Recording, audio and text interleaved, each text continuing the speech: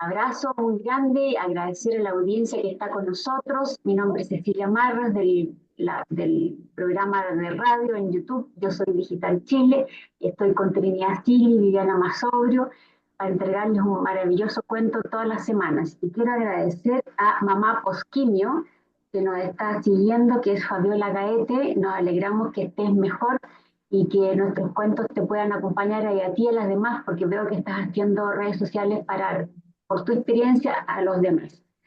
Quiero saludar a Mundo Adulto Mayor, a Corporación Alzheimer que nos está siguiendo y a Oscar Sepúlveda. Gracias, Oscar, por darnos like. Eres psicólogo, así que para nosotros también es muy importante tu apreciación. Y le doy la palabra a Trini. Adelante, Trini. Un abrazo para todos, queridas amigas, qué rico estar con ustedes otra vez. Hoy voy a presentarles a un autor que todos leímos en algún momento, que es Jorge Edwards. El cuento de hoy, La desgracia. José Casas era un niño muy delgado, giboso y corto de vista. Tenía un color cetrino, algo enfermizo para ciertas personas repugnante, y una voz pastosa. Era uno de los últimos alumnos de la clase, a pesar de su buena conducta. José Casas pestañeaba frente, frente a los estallidos impacientes de sus profesores. Tenía una nerviosa tartamudez y así oía al conjunto de risas sofocadas. Comulgaba casi todos los días. José Casas tomaba desayuno como todo el mundo, pero participando muy poco en el bullicio general. Después venían las clases en las cuales él languidecía. Los alumnos habían descubierto el empleo de la crueldad con José Cañas, la burla, los insultos, golpes y empujones. A esa hora él recorría a los escondites, a uno sobre todo que tenía debajo de las escaleras. Fue una debilidad crónica la que él sufría al estómago, al cuerpo. No encontraba remedio adecuado. José tuvo que ocupar a partir de entonces buena parte de su tiempo en las casitas. Un día tocaba concurso de matemáticas. Se decidía la nota del bimestre y el premio.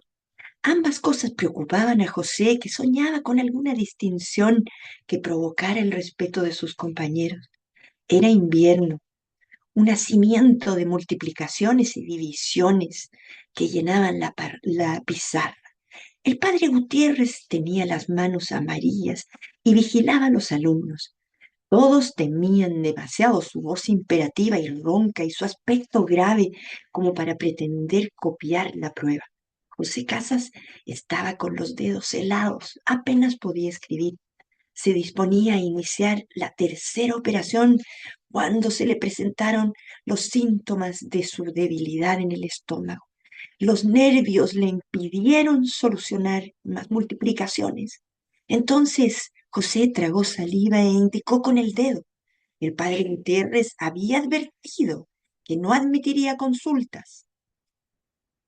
El padre movió la cabeza negativamente con el llamado. Volvió a indicar el niño. El padre Gutiérrez, sin mover la cabeza, le habló en voz baja cuando él se acercó a él.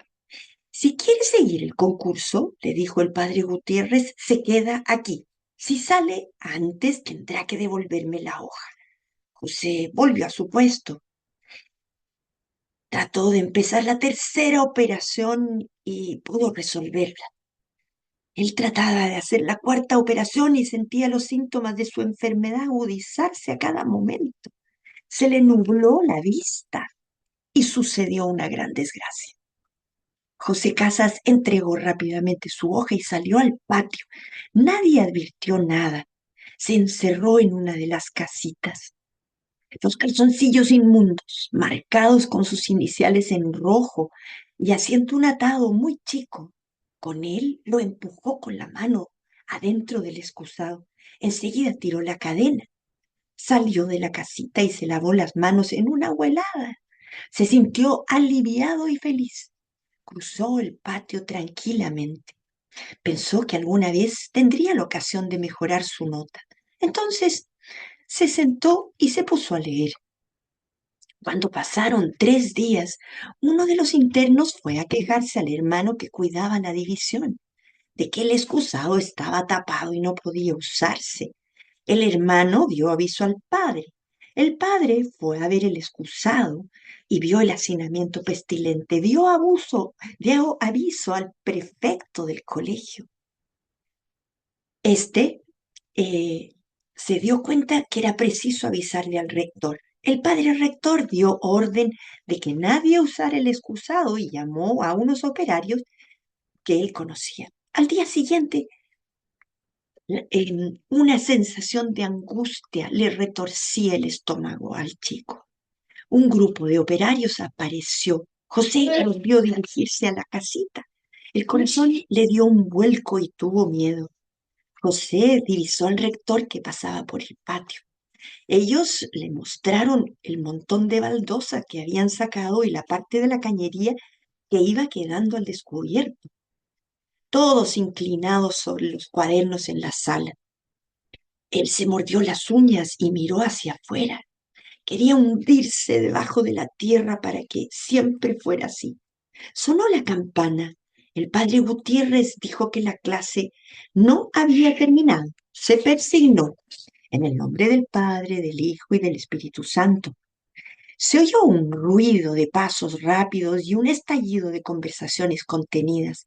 José se quedó un rato en el banco mientras sus compañeros corrían. Sus gritos resonaban afuera. Fue a observar la labor de los operarios, algunos alumnos que hacían círculo alrededor de ellos.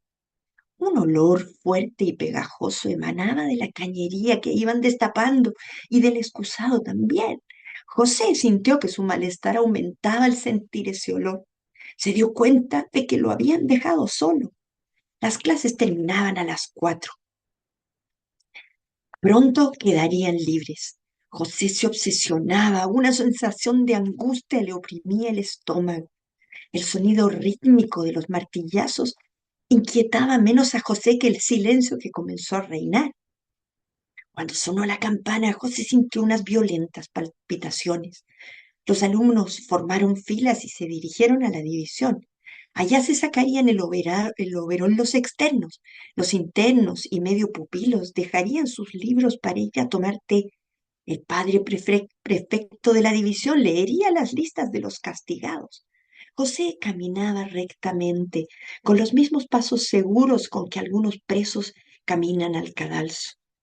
El padre Valverde de pie comenzó a leer la lista de los castigados. Leyó la de los atrasados, después los de la mala conducta. Terminadas las listas, las guardó en su bolsillo y tomó un papelito que tenía sobre el escritorio. El señor José Casas se quedará sin salida el domingo. La división se dio vuelta para mirar a José. Recibió la mirada de cientos de pequeños alumnos que no sabían a qué atribuir el castigo.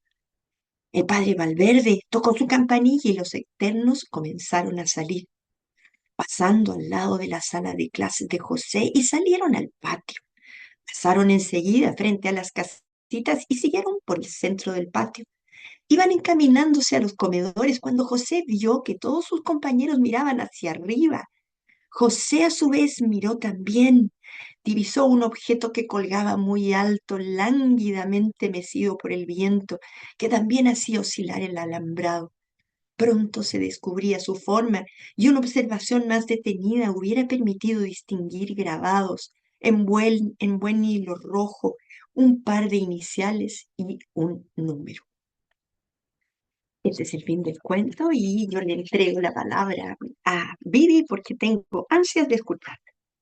Gracias, Trini. Buen día a todos. Realmente qué desgracia, ¿no? La que nos narra Jorge Edward en este cuento. Y este cuento se publicó en un volumen que se llamó El Patio en 1952. Qué mejor título, ¿no? Para narrar historias de infancia vividas en internados, que por lo que me contaban Trini y Ceci, era una forma muy común de institución de enseñanza en la época de sus papás, cosa que no es tan, creo que nunca fue tan común en Argentina, ¿no?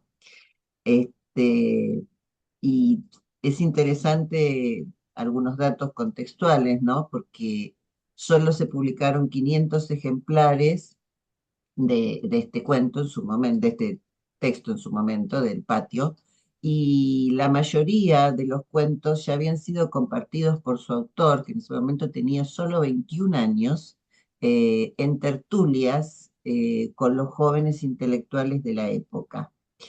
eh, Rescatamos el valor, ¿no?, de estas narrativas como retratos de época, muestras de la forma de enseñar, a lo que me referiré en la segunda parte, porque como saben, la pedagogía es lo mío, así que por ese lado me gustaría profundizar un poco más, ¿no?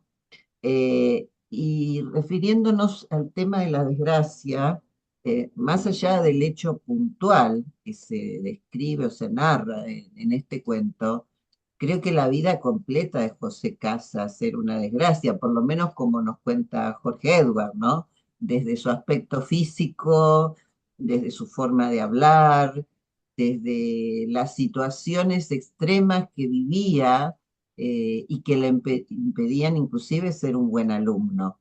En este caso, frente a un concurso que era importantísimo, que definiría la nota de matemáticas, se le presenta una de sus debilidades físicas, que era justamente la dificultad de controlar plenamente sus esfínteres, ¿no? Un tema que bien preocupante para un jovencito que imagino estaría transitando su escuela primaria. Las descripciones son terribles. José Casas era un niño delgado, giboso y corto de vista. Sus pómulos sobresalían como dos agletas en su cara y sus manos eran de nudos pronunciados y brillantes, o sea, como algo, como una rama, ¿no? Como algo impresionante, algo vegetal. Tenía un color cetrino, amarillento, algo enfermizo, para ciertas personas repugnante, y una voz pastosa que pocas veces se dejaba oír. Era uno de los últimos alumnos de la clase a pesar de su muy buena conducta. Siempre sus cuadernos estaban manchados, doblados en las esquinas, llenos de faltas de ortografía e innumerables borrones. Lo que acabo de leerles es el primer párrafo, tal como el escritor nos lo ofrece, y que predispone al lector a pensar en una vida llena de dificultades, una vida terrible, sobre todo teniendo en cuenta la crueldad de los niños, que se pone de manifiesto en los encuentros grupales, en los cursos, en los grados, como decimos en Argentina, y que frente al personaje débil, al personaje que es desagradable, que- a mí me impresiona la palabra repugnante, ¿no? O sea, que un niño, el aspecto de un niño pueda ser calificado como repugnante es terrible. Siempre tiene que haber algún rasgo agradable, atractivo, no sé, que fuera simpático o que fuera amable o que fuera servicial. Nada de esto aparece en la vida del pobre José Casas. Creo que en este punto Edward juega bastante, ¿no? Con lo extremo, con lo desorbitado, con lo impresionante, como para que lo que va a suceder no tome de sorpresa a los lectores. Y pensar la desgracia en la vida de un niño es realmente terrible. Yo que he transitado muchas aulas de todos los niveles y que he tenido alguna vez, no tan extremo, pero un José Casa sentado en pupitre, sé lo difícil que es Y por eso les decía que en la segunda parte quiero abordar el tema pedagógico, porque también está en los docentes, en los directivos de una institución educativa, la responsabilidad de proteger o acompañar a los José Casas de la vida para que nada sea tan terrible, para que nada sea tan espeluznante como para que se sientan terriblemente desgraciados. Y con esta introducción le cedo la palabra a Ceci para después contarles un poco más de mis conclusiones o mis reflexiones. Gracias. Y tu parte pedagógica es bien importante porque oye, los niños se ríen de todo. En realidad, si él era deforme, delgado, giboso, como dicen ahí, eh, se ríen de todo, aunque la persona sea más bien parecida o no. Es importante lo que yo creo que después va a decir Vivi, porque cuán importante es los profesores, un profesor jefe, un director. Bueno, aquí en realidad yo en simbología, como yo tengo siempre mi orden, el cuerpo de José, el escondite bajo la escalera, los operarios y la cañería que significaron para él, y las deposiciones. En realidad había otra palabra, pero esa, no me gusta la otra palabra, puse deposiciones. Bueno, el cuerpo José, la descripción física, simboliza la fragilidad ante sus compañeros en esa época, ¿cierto? Un cuerpo deformado que refleja lo margina a él inmediatamente, solo por ser quizás como serían los otros niños o niñas, ¿cierto? Pero lo margina inmediatamente y le viene un sufrimiento interno que él experimenta de distintas maneras y se lo lleva al estómago. Esto me hace recordar un caso real que conocí a un niñito que siempre tenía el dolor de estómago y ahora entiendo por qué. El escondite bajo la escalera, un refugio que José busca escapar del maltrato y la humillación. Él sabe que ahí, escondiéndose ahí, va a estar lejos de sus compañeros. Simboliza un poco él quería ser invisible. Y él se autoprotege y al mismo tiempo su intento de esconder sus defectos y sus emociones, porque seguramente como él, no, el cuento dice, hasta se ríe solo. Entonces, y si se ríe solo, los compañeros también se iban a mofar de él. Los operarios y la cañería. Bueno, aquí un símbolo potente de la revelación pública de lo que a él le pasaba. La verdad que tal vez fue como un incidente físico que él trataba de ocultar, pero finalmente ya eh, resulta que no se podía esconder más. Los excrementos obviamente representaban una degradante condición humana que él tenía de esta enfermedad, aunque intenta enterrarlo, sale inevitablemente a la luz.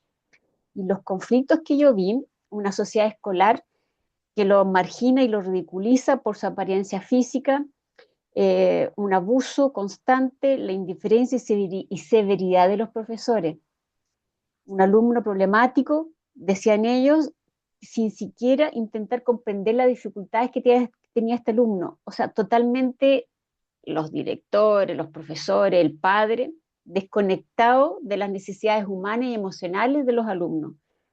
Y el análisis psicológico, bueno, una baja autoestima, un aislamiento. Sentí que José estaba atrapado dentro de sus fragilidades físicas, de su deformidad que le hacían sentir los compañeros. Y José parece haber internalizado el rechazo, o sea, para él ya era normal internalizar el rechazo y ir a esconderse debajo de la escalera, la tartamudez, la falta de coordinación mental, pero yo creo que todo eso era provocado por esta inseguridad que le provocaba su dolor de estómago. Bueno, tengo más cositas anotadas, pero quiero darle la palabra a la Trini. Adelante, Trini. ¿Puedo mostrar una imagen de Jorge Edwards? ¿Ya?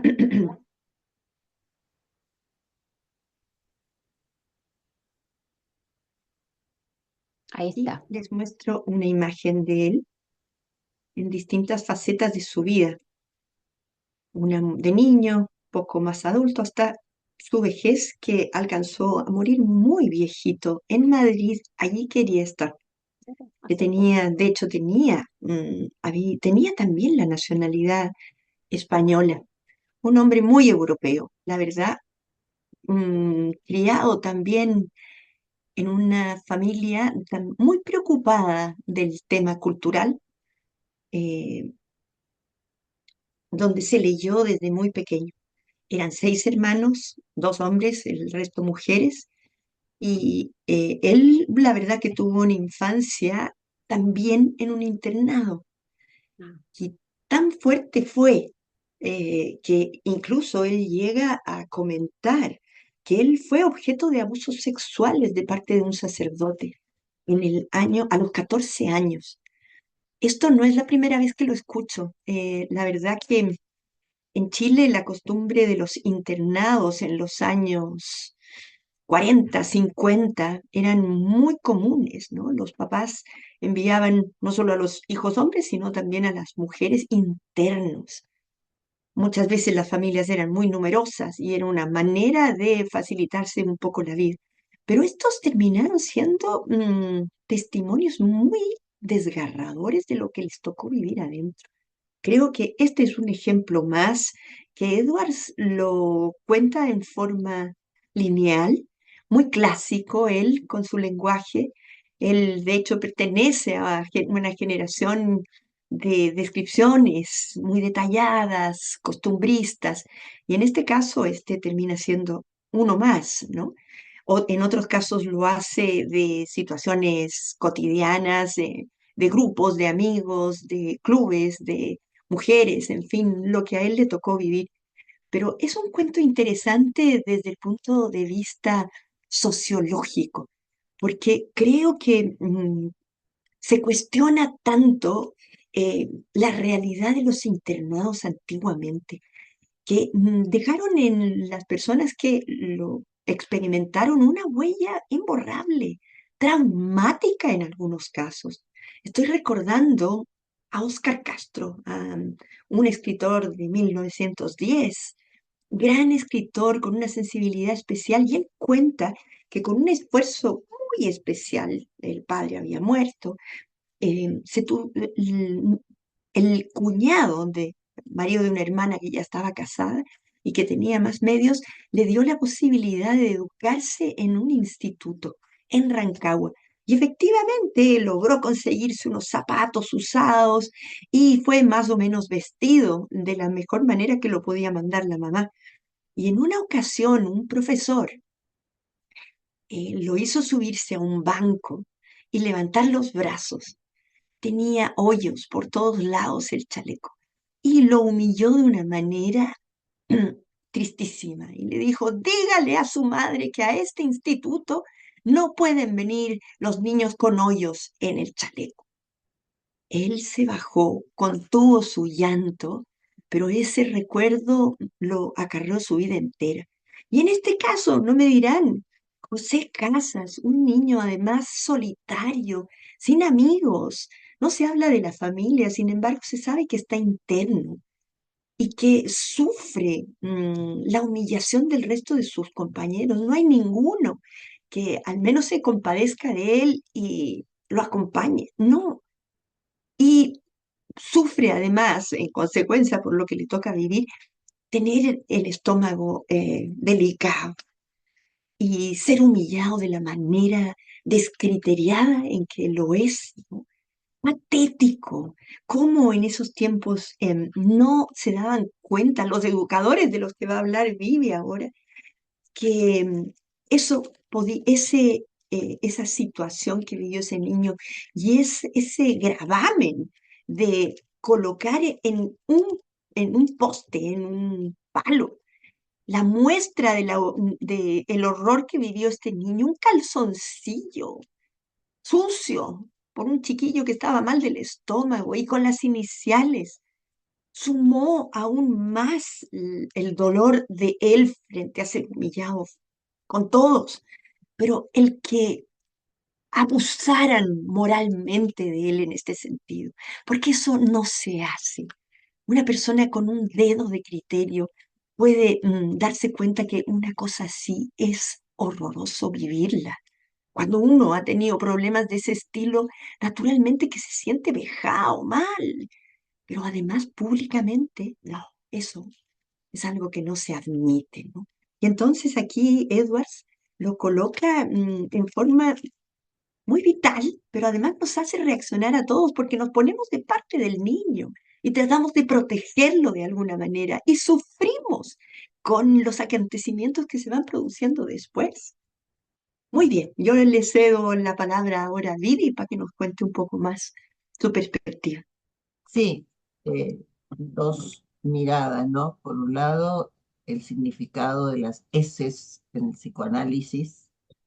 eh, la interpretación que se hace es que las heces para el niño son un regalo que entrega a aquella persona que le parece más importante en su vida, ¿no? Esto tiene que ver con lo que se llama la etapa anal, que es cuando empieza a aprender a controlar ese interés.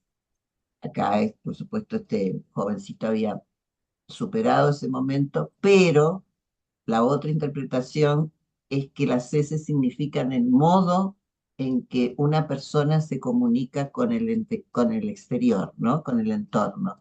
Y en este caso, creo que la clave es la comunicación. Eh, para José era imposible, era incapaz de manifestar sus sentimientos, de comunicar sus sentimientos, pero esto estaba muy ligado a la forma en que era tratado.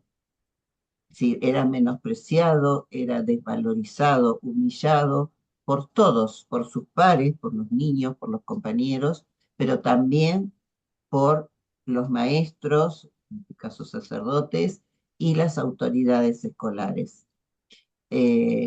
Con lo cual esta explosión, ¿no? Incontrolable, podría permitirnos interpretar que José había llegado al máximo de su aguante, al máximo de seguir recibiendo las vejaciones que se producían a diario, los malos momentos, las agresiones, las violencias.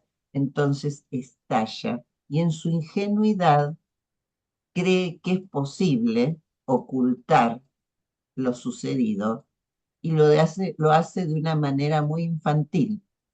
Diríamos en un cuento policial que hace desaparecer el cuerpo del delito, que era ese calzoncillo manchado, ¿no? Y horroriza pensar que un niño que pasa por esa situación no pide ayuda, no solo por el problema que viene sintiendo, sino también en el momento que se produce ayuda para la higiene, ayuda para estar mejor. No, su única reacción es ocultarlo, como hace periódicamente que se oculta debajo de la escalera, como nos marcaba Ceci en su momento, ¿no? Y por qué yo hablaba de la pedagogía, porque si bien se escucha mucho que la pedagogía tradicional era mejor, porque bueno, el maestro tenía su lugar, el niño tenía su lugar, la pedagogía tradicional se manejaba por premios y castigos, esos premios, digamos, provocaban la envidia, ¿no? O la competitividad entre los niños, cosa que no es sana ni productiva cuando se ensalza uno y se humilla a otro. Y los castigos llegaban a ser castigos físicos o mofas o burlas, como nos escribía Trini, que le sucedió al escritor Oscar Castro. En el caso de José, yo decía, ¿qué debería hacer un docente en el caso de José Casas? En primer lugar, tratar de condenar o reprimir, ¿no? En esa época no hablábamos de bullying, pero era una forma de bullying lo que se hacía, pero que no solo lo recibía de sus padres, lo recibía de aquellos que debieron protegerlo y estimularlo. El hecho de colgar el calzoncillo a la vista de todos con sus iniciales y su número es de una crueldad que no tiene perdón, ¿no? Es una forma de exponer una persona débil que tiene un problema, que le cuesta insertarse en el grupo, que le cuesta comunicarse, exponerlo públicamente de esa manera, eh, no sé, no quisiera estar en los zapatos de José Casas y, y pensar qué sucedió después, porque a veces hay niños que llegan al suicidio o a la autolesión, porque quieren desaparecer al ser expuestos de tal manera. Entonces, me parece que, eh, además de un cuento costumbrista, es un llamado de atención.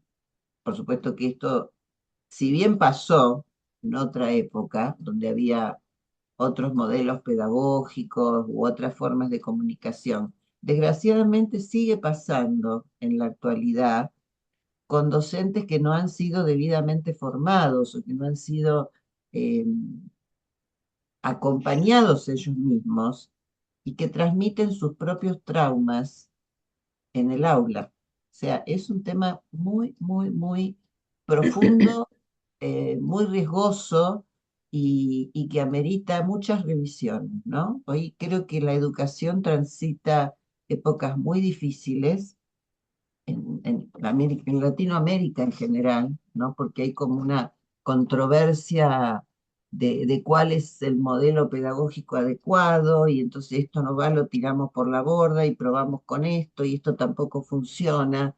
Hay dificultades en los colegios, hay reacciones virulentas en los chicos, y también hay una pérdida de autoridad de parte de los docentes, cosa que es horrorosa. Y cuando hablo de autoridad no hablo ni de autoritarismo, ni de represión, ni de castigo. Hablo de la autoridad que surge de un saber, el contenido a enseñar, y un saber la forma, o sea, el modo pedagógico de enseñarlo. E incluye también la psicopedagogía, que es el modo de tratar a los niños para que aprendan.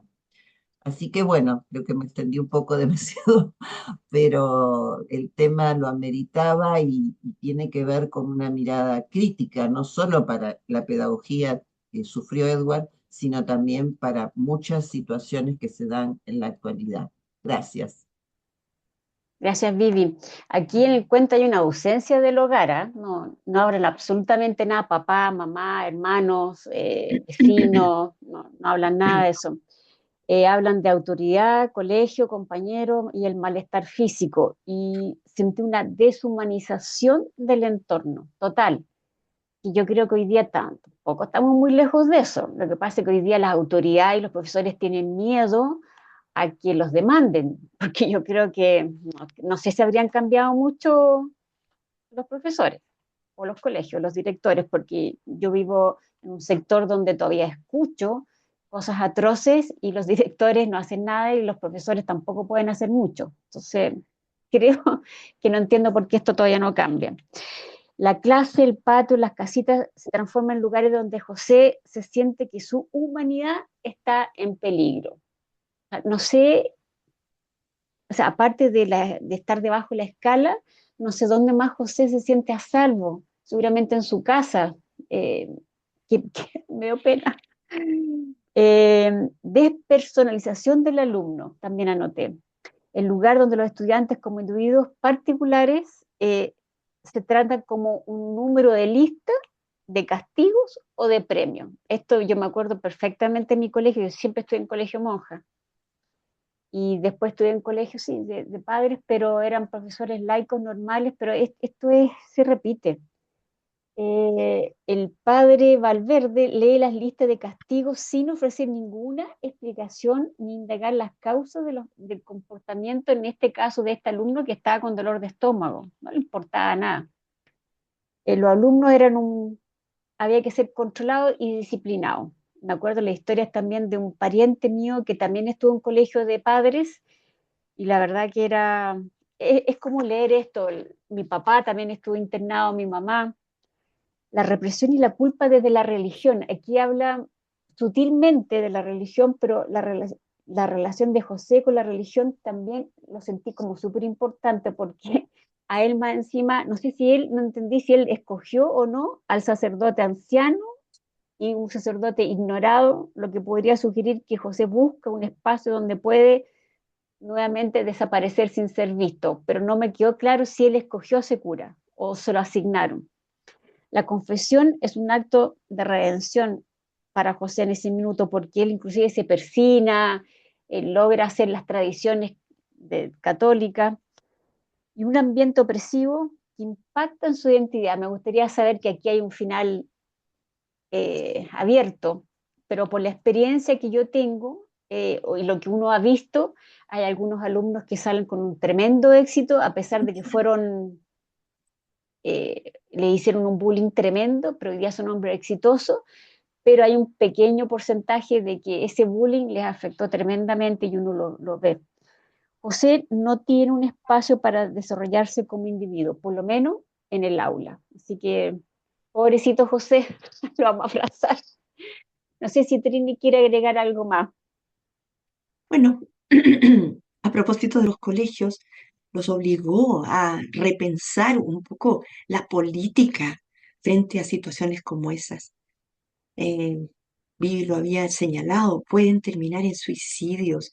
Y en este caso, este niño, y que creo que lleva muy bien el cuento, ¿no?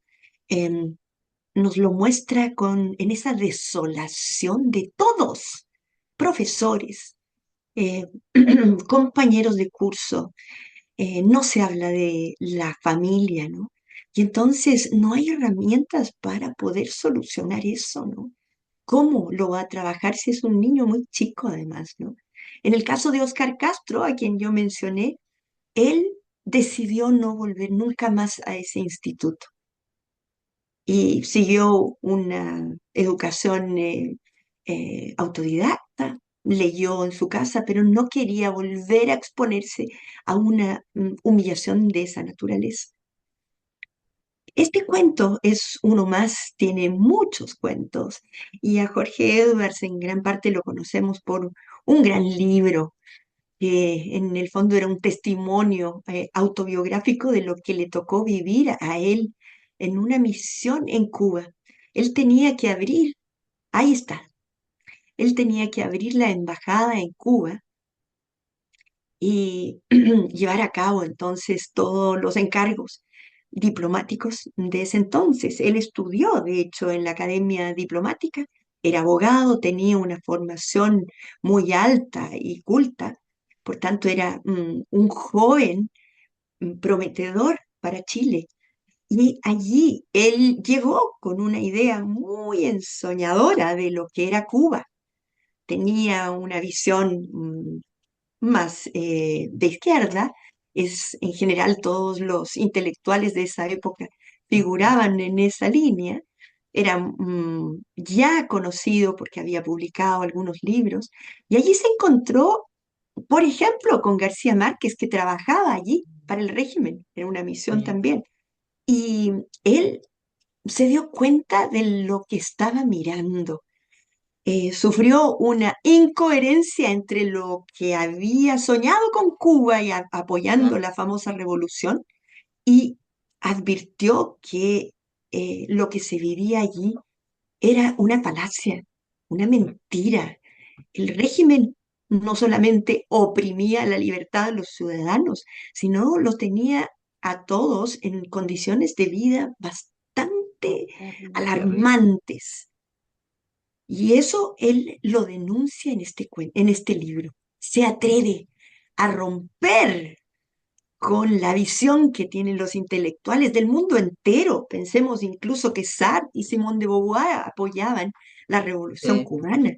Sin embargo, él decidió enfrentarse y publicar el libro. Esto fue el año 73. Piensen en el año en que se publica el libro. La verdad que logra una hostilidad general por su libro. De hecho, una vez que cae Allende durante, bueno, la dictadura le convenía que se conociera el libro, pero fue censurado en su momento, sí. ¿no? Antes de que cayera Allende, porque dejaba Fue muy mal censurado por algo, puesta por ambos lados, Trini. por ambos lados, Yo sí. pensaba si realmente, perdón, no que te interrumpa, pero yo pensaba si realmente Edward es el niño del cuento, el equilibrio que logró en su vida a pesar de todo eso.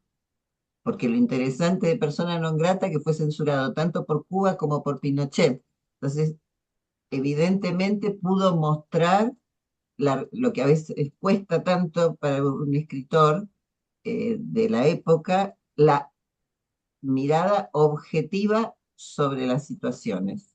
Y eso me parece altamente valorable.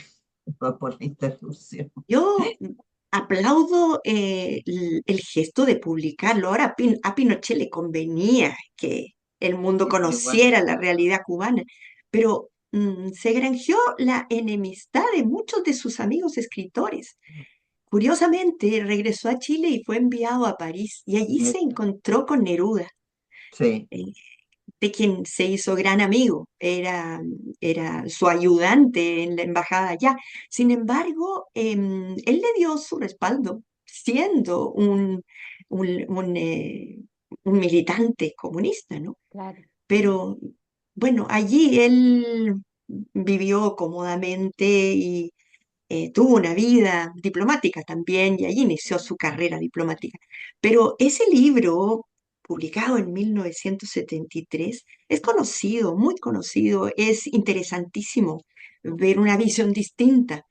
pero en la que se cuestiona, bueno, una realidad que hoy día la cuestionamos aún más, ¿no? Pero después publicó, a propósito de Pablo Neruda, otro libro que es Adiós, poeta, Sí. donde narra también en parte la biografía del poeta, ¿no? De Pablo Neruda. También muy interesante porque es una visión también personal de la vida de este hombre, pero de todo lo que les tocó vivir juntos. Se las recomiendo. Tiene otro gran libro que publicó poco tiempo antes de morirse, que es La hermana. Mm, También se les recomiendo mucho. Un escritor interesante, él curiosamente no se sentía muy acogido por los lectores chilenos, ¿ah? Y en gran parte tengo la impresión de que él quiso morir en Madrid porque allí se sentía casi más en casa que aquí. Bueno, es la típica situación que viven muchos escritores incomprendidos. Él amó Chile, desde luego se sentía chileno de corazón, pero también era un hombre muy europeo. Bueno, sí. chiquillas, era necesario que leyéramos algo de Jorge Edwards y más adelante seguiremos con otro cuento más de él para conocerlo mejor. Les agradezco muchísimo el compromiso con que leen y bueno, les recomiendo a los radioescuchas que traten de leer el cuento entero porque vale la pena. Un abrazo para todos. Gracias, Gracias. Trini, gracias, Vivi. Como dice la Trini, nos alimentan con sus comentarios, así que mándanos nomás por todas las vías que quieran y yo se las hago llegar acá al equipo porque realmente es enriquecedor. Así que un abrazo muy grande y hasta el próximo capítulo. Chao. Chao, chao.